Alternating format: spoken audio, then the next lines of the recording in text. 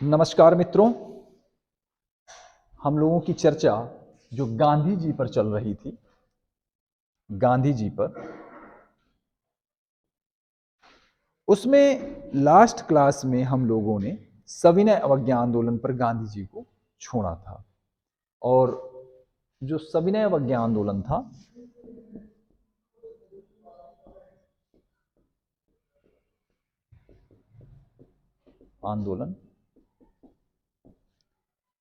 इसके प्रसार, इसके प्रारंभ यानी शुरुआत व इसके प्रसार पर हम लोग चर्चा कर चुके थे। साथ ही इसमें जो अन्य कांग्रेसी नेता यानी अन्य व्यक्तित्वों की इसमें क्या भूमिका रही, उस पर भी हम लोग चर्चा कर चुके थे।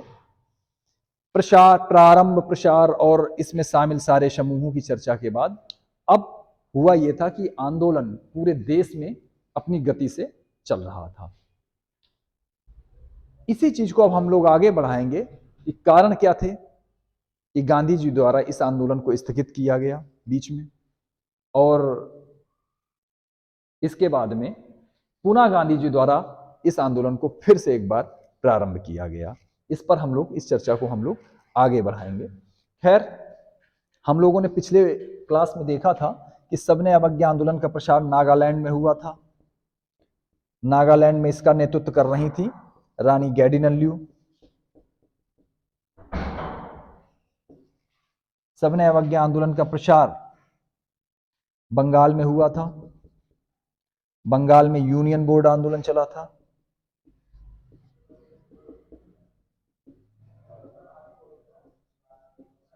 इसका प्रसार उत्तर पश्चिम सीमा प्रांत में भी हुआ था। यहां इसका नेतृत्व कर रहे थे अब्दुल गफ्फार खान। अब्दुल गफ्फार खान।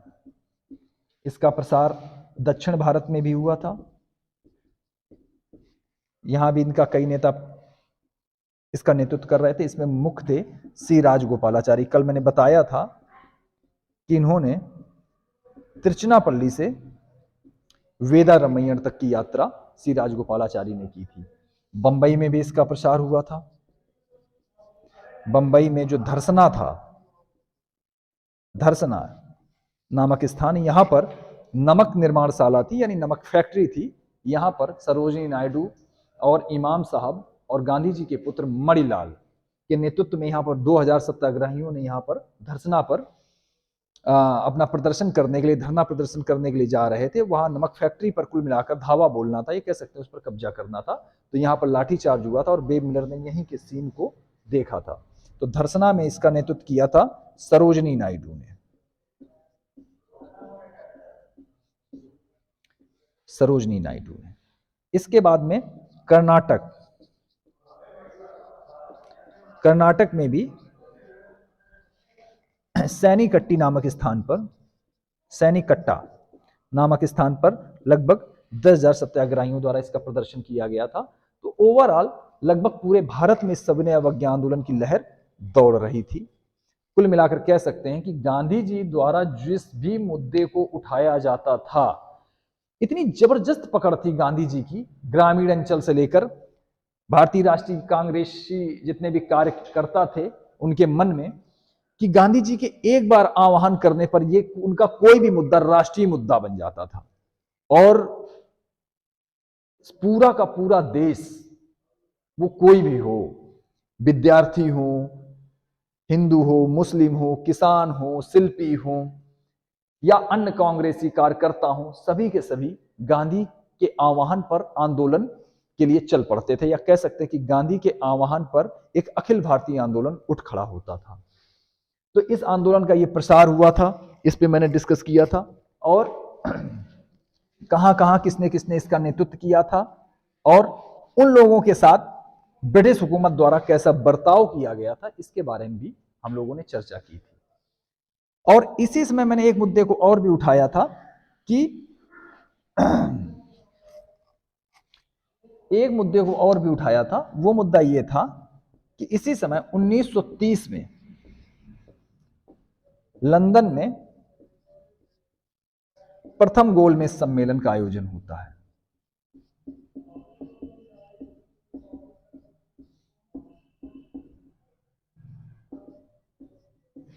प्रथम गोलमेज सम्मेलन का आयोजन होता है। लेकिन अब यहां पर चल रहा था सविनय अवज्ञा आंदोलन। भारतीय राष्ट्रीय कांग्रेस गांधी जी के नेतृत्व में सविनय अवज्ञा आंदोलन यहां पर चला रही थी। अतः गांधी जी द्वारा या भारतीय राष्ट्रीय कांग्रेस द्वारा इसका विरोध किया गया, प्रथम गोलमेज सम्मेलन का। कांग्रेस ने इस सम्मेलन में भाग नहीं लिया।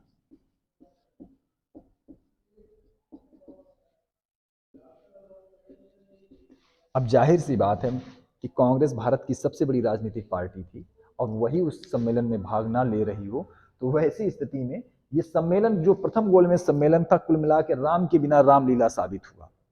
अब ऐसी कंडीशन में हुआ ये कि जो ब्रिटिशर्स थे या ब्रिटिश हुकूमत थी वो कांग्रेस से समझौता की ओर अग्रसर हुए, क्योंकि बृहद पैमाने पर सविनय अवज्ञा आंदोलन के दौरान मैंने लास्ट क्लास में डिस्कस भी किया था कि एक बृहद पैमाने पर विदेशी वस्त्रों का बहिष्कार किया जा रहा था। इससे आयात कम हो गया था विदेशी वस्त्रों की, विदेशी सामानों का आयात कम हो गया था, विदेशी वस्तुओं का आयात कम हुआ था और सबसे बड़े सूती कपड़े का आयात कम हो गया था। तो मजबूर होकर ब्रिटिश हुकूमत कांग्रेस के साथ समझौते के लिए अग्रसर होती है और लगभग 14 फरवरी से समझौते के लिए, कांग्रेस के साथ समझौते के लिए वार्ता प्रारंभ होती है। 14 फरवरी से 14 फरवरी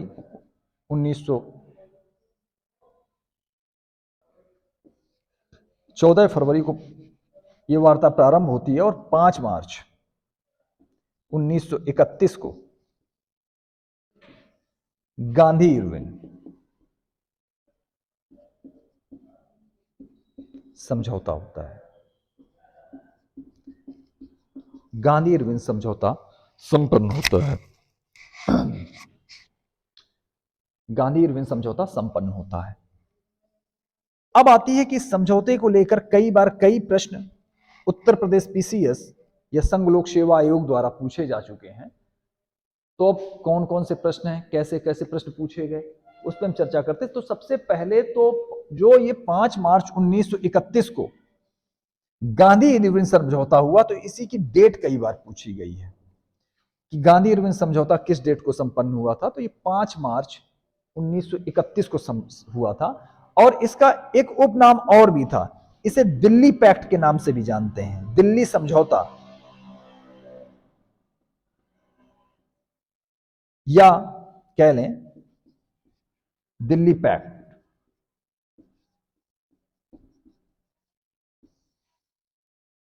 दिल्ली पैक्ट के नाम से भी जानते हैं। यह समझौता हुआ और इस समझौते को, जैसे गांधी इरविन समझौता, ये पूछा जा चुका है कि समझौते को और क्या कहा जाता है, तो दिल्ली पैक्ट कहा जाता है। इसमें एक चीज और पूछी गई है और वो चीज ये है कि इस समझौते को कराने में किन 2 व्यक्तियों की महत्वपूर्ण भूमिका रही थी। तो उन व्यक्तियों के नाम थे तेज बहादुर शप्रू,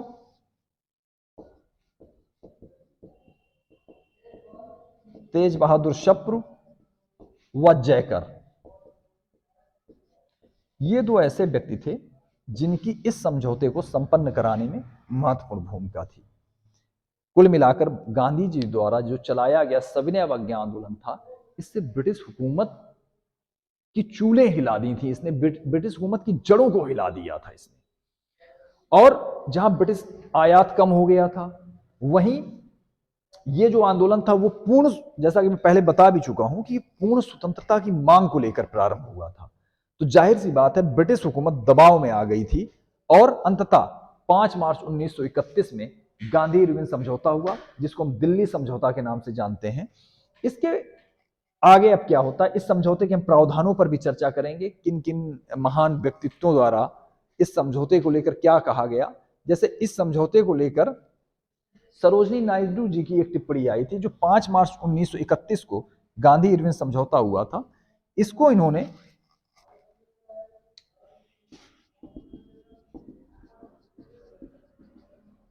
सरोजनी नायडू ने 2 महात्माओं का मिलन कहा था।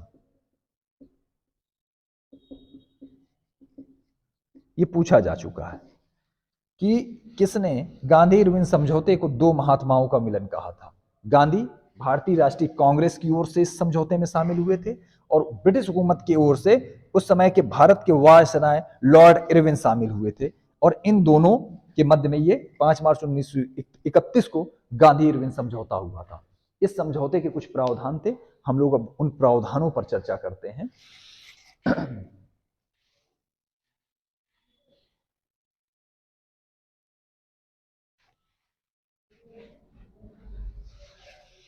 इसका जो सबसे पहला प्रावधान था, ये कोई फर्स्ट सेकेंड थर्ड ये कोई सीरीज नहीं है, उन प्रावधानों को आप लोगों को लर्न करना है, क्योंकि ये पूछा जा सकता है कि गांधी इरविन समझौते में निम्नलिखित में से कौन सा बिंदु नहीं था, ठीक है ना।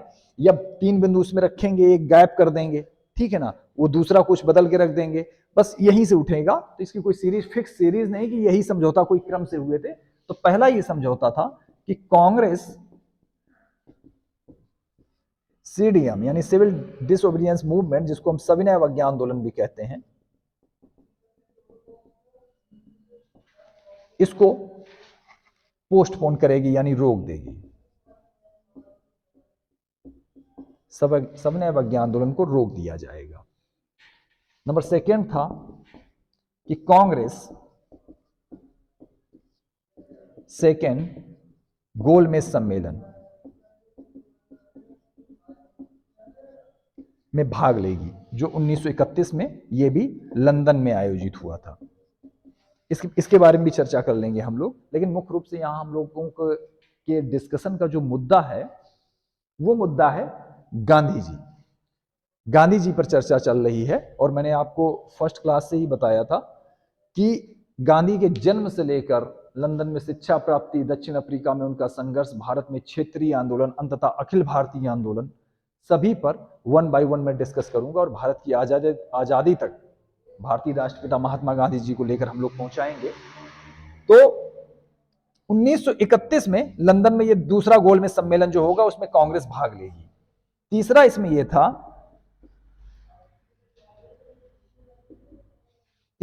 यह था कि राजनीतिक बंदियों को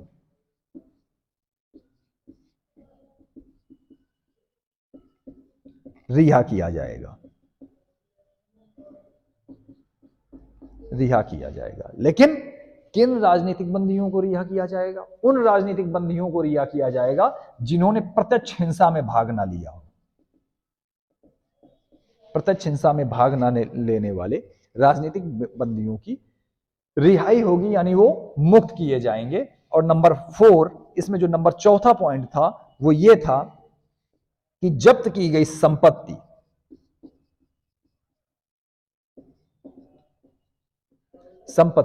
वापस की जाएगी। यानी ब्रिटिश हुकूमत ने इस आंदोलन के दौरान जिन जिन संपत्तियों पर कब्जा कर लिया था, जो जो संपत्तियां उसने सरकार के अंडर में ले आई थी, उन संपत्तियों को वापस किया जाएगा यदि वो तीसरी पार्टी को ना बेची गई हो। गांधी जी ने एक और मांग रखी थी कि इस आंदोलन के दौरान जो पुलिस के द्वारा हिंसा की गई थी, पुलिस के द्वारा जो ज्यादती की गई थी, उसके विरुद्ध कमीशन बिठाने की मांग गांधी जी द्वारा की गई। लेकिन लॉर्ड इरविन ने उनकी इस मांग को अस्वीकार कर दिया था। तो ये थी कि सविनय अवज्ञा, ये सारी मांगे थी जिनको कुछ को एक्सेप्ट किया, कुछ को रिजेक्ट किया कि सविनय अवज्ञा आंदोलन को स्थगित किया जाएगा, कांग्रेस दूसरे गोलमेज सम्मेलन में भाग लेगी, इसके बाद प्रत्यक्ष राजनीतिक हिंसा में भाग न लेने वाले राजनीतिक कैदियों को रिहा किया जाएगा, जब्त की गई संपत्ति वापस की जाएगी अगर तीसरी पार्टी को न बेची गई हो। साथ ही जो कमीशन बिठाने की मांग की थी पुलिस हिंसा के विरुद्ध, उसको इरविन ने रिजेक्ट कर दिया था। और इसमें एक और मांग थी कि कांग्रेस के द्वारा ब्रिटिश सामानों का बहिष्कार नहीं किया जाएगा। इसमें जो नेक्स्ट मांग थी कि कांग्रेस ब्रिटिश वस्तुओं का बहिष्कार नहीं करेगी।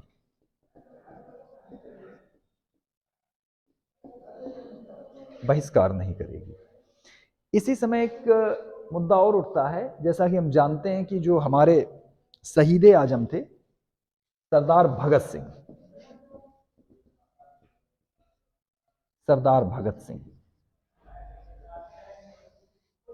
5 मार्च 1931 को, जो मैंने आपको बताया थोड़ी देर पहले कि 5 मार्च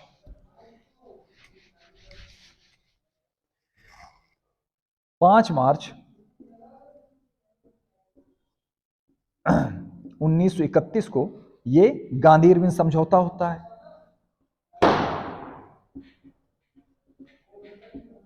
समझौता। और इसी के कुछ दिनों बाद 23 मार्च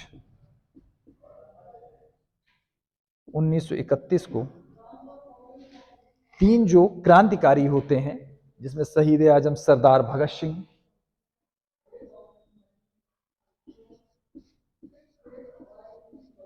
सुखदेव व राजगुरु, इनको फांसी दे दी जाती है। लाहौर षड्यंत्र केस के तहत इनको अरेस्ट किया जाता है संडास हत्याकांड का जुर्म में, और इन तीनों लोगों को इसमें फांसी दे दी जाती है। यहां पर गांधी जी पर यह प्रश्न चिन्ह लगाया जाता है कि गांधी जी जो इससे पहले ये 5 मार्च 1931 को गांधी इरविन समझौता हुआ था, इसमें इन 3 व्यक्तियों को बचाने की मांग रख सकते थे। गांधी जी ने ऐसा नहीं किया। और इसके बाद में जो 1931 में कराची अधिवेशन होता है, इसमें जब गांधी जी जा रहे होते हैं तो रास्ते में युवा वर्ग काले झंडे दिखाकर गांधी जी का विरोध करता है। अब प्रश्न उठता है कि गांधी जी ने इन लोगों की फांसी के विषय में इरविन से डिस्कस क्यों नहीं किया। तो यहां पर एक मुद्दा यह आता है कि गांधी जी अहिंसात्मक आंदोलन चलाते थे, हिंसा को उन्होंने कभी लाइक नहीं किया था। और हम जानते हैं कि हमारे जो शहीद थे, हमारे जो देशभक्त क्रांतिकारी थे, वो बम और पिस्तौल की पद्धति को भी अपनाते थे। उसमें सुखदेव, भगत सिंह, राजगुरु, बटुकेश्वर दत्त, इसके बाद में चंद्रशेखर आजाद, सूरसेन, ये सारे जितने भी क्रांतिकारी थे, ये बम और पिस्तौल की पद्धति के माध्यम से देश को आजाद कराना चाहते थे और ब्रिटिश हुकूमत को यहां से उखाड़ फेंकना चाहते थे। लेकिन गांधी जी ने हिंसा में कभी विश्वास नहीं किया था। और दूसरी ये बात भी आती है कि गांधी जी के लिए ऐसा नहीं कि इनके प्रति कोई संवेदना नहीं थी। गांधी जी इनके प्रति अत्यंत संवेदना रखते थे। और 1931 का जब कराची अधिवेशन हुआ है तो इसमें गहरी संवेदना कांग्रेस पार्टी के द्वारा और गांधी जी के द्वारा इसमें व्यक्त की गई थी। लेकिन मैंने बताया कि ना तो हिंसा पर विश्वास करते थे, और दूसरी चीज ये थी कि गांधी जी एक जन आंदोलन के माध्यम से देश की आजादी चाहते थे, बम और पिस्तौल के माध्यम से आजादी नहीं चाहते थे। क्योंकि उनका मानना था कि ब्रिटिश हुकूमत के पास यंत्र तंत्र षड्यंत्र सारी विधियां हैं, इनके पास ना तो बंदूकों की कमी है, ना इनके पास हथियारों की कमी है। यदि कोई हिंसात्मक आंदोलन घटित होता है तो ब्रिटिश हुकूमत ऐसे आंदोलन को कुचलने में जरा भी समय नहीं लगाएगी, उस आंदोलन को कुचल देगी। शायद यही ऐसे कुछ कारण थे जिस वजह से गांधी जी ने इस मुद्दे को गांधी इरविन समझौते के दौरान नहीं उठाया था।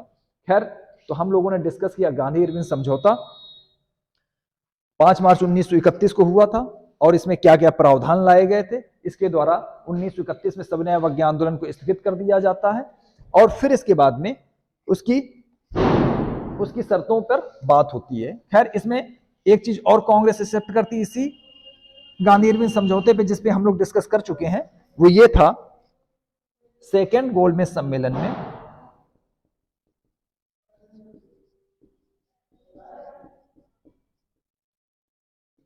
सम्मेलन में कांग्रेस द्वारा भाग लिया जाना। जो फर्स्ट गोलमेज सम्मेलन था वो लंदन के जेम्स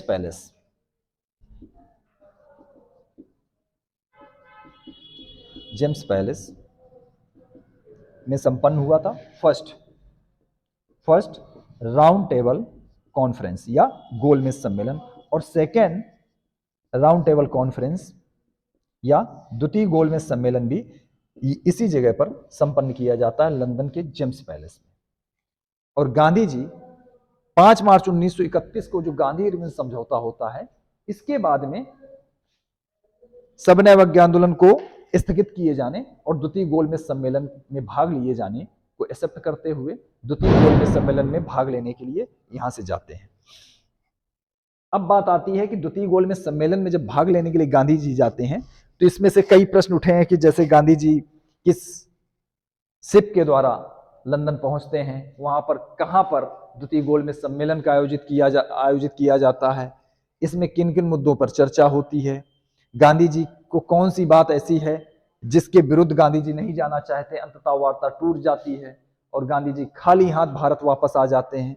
और फिर से वापस आने के बाद गांधी जी 1932 में 1932 में गांधी जी फिर से सविनय अवज्ञा आंदोलन यानी CDM सिविल डिसोबीडियंस मूवमेंट को स्टार्ट कर देते हैं। तो ऐसे कौन से कारण होते हैं? तो यहां से जब गांधी जी जाते हैं तो SS राजपूताना जहाज से यहां से लंदन जाते हैं। तो वहां जाने के बाद गए, कितने अन्य दल गए थे, कि कौन कौन दलों ने वहां पार्टिसिपेट किया था, इस पर हम लोग डिस्कशन नेक्स्ट वीडियो में करेंगे। आज हम लोगों ने सविनय अवज्ञा आंदोलन की इब्सरी कर दी है पूरी, द्वितीय गोलमेज सम्मेलन में जाने के लिए गांधी जी को तैयार कर दिया है हम लोगों ने। कल इसके आगे अगले वाले वीडियो में हम लोग उस पर डिस्कस करेंगे, द्वितीय गोलमेज सम्मेलन दिखाएंगे, वहां से वापसी दिखाएंगे, और फिर इसके बाद में पूना पैक्ट जो अंबेडकर के साथ होता है इनका 1932 में, इस पे हम लोग डिस्कस करेंगे। और फिर गांधी जी का निरंतर संघर्ष की कहानी हम अपने राष्ट्रपिता के द्वारा जो संचालित की गई देश को आजाद कराने के लिए, उस पे हम लोग डिस्कशन को जारी रखेंगे। Thank you very much.